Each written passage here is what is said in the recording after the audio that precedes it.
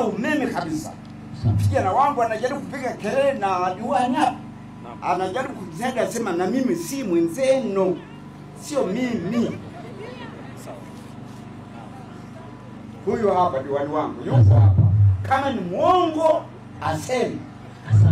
Kwa mimi hapa. Aseme kama mimi. Unataka nife bila kupata umeme? Ndio swali nilikuchagua mwenyewe. Asante sana. Unapata safari hii mzee. Unapata safari hii. Nashukuru. Mzee wangu umesema utakufa bila kuona umeme. Mimi nakuhakikishia hutakufa bila kuona umeme. Ninga oye. Kwa sababu hela za mradi ule wa Mlangali sio bajeti mpya inayokuja, ni bajeti ambayo inaishia mwezi wa 7.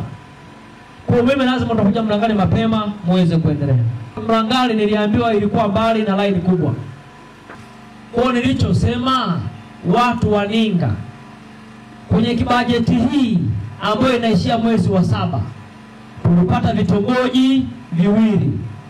Mpango wa serikali ambao juzi tumeupitisha wa nishati, nimewaambia hapa vitongoji vyote vinapaswa kuwa na umeme ifikapo 2026 2027.